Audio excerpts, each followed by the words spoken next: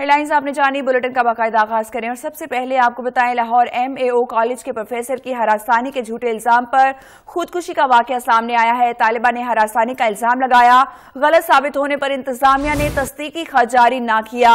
मामला अब अल्लाह के सुपुर्द कर रहा हूं, मौत के बारे में किसी की ना तफ्तीश करें और ना ही जहमत दे। प्रोफेसर की ये आखिरी तहरीर सामने आई है, हरासानी के झूठे इल्जाम पर खुदकुशी। हमारे साथ नुमाइंदे 7 न्यूज मलिक मुश्ताक मौजूद हैं। जी मलिक मुश्ताक, आगाह कीजिएगा।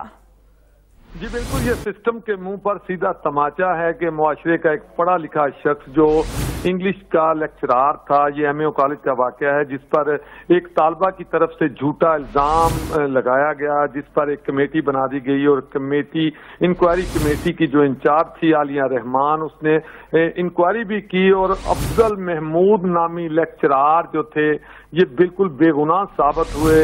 लेकिन इनको तहरीरी तौर पर ना तो कोई बताया गया बल्कि इनको दोबारा जो हरासगी का इन पर केस था दोबारा ये बताया गया कि शायद आप पर दोबारा इंक्वायरी चलेगी। अफजल ने अपने खत में ये भी बताया है जो उनके मरने के बाद मिला है कि मेरी बीवी मुझे छोड़कर चली गई और खानदान वाले लोग मुझे बद किरदार समझते हैं और शायद दोबारा ये इंक्वायरी जो है वो पुट अप की जाएगी, मुझे दोबारा जलील किया जाएगा। इस पर 9 अक्टूबर को अफजल महमूद नामी अंग्रेजी के लेक्चरार ने जहर खाकर खुदकुशी कर ली। जबकि हमारी बात हुई है MAO कॉलेज के प्रिंसिपल से, उनका ये कहना है कि अफजल की जो इंक्वायरी अफजल के बारे में की गई थी उससे साबित हो चुका है और तालिबा का बयान भी लिया गया था, उसने भी बता दिया था कि अफजल पर जो इल्जाम है वो झूठा है।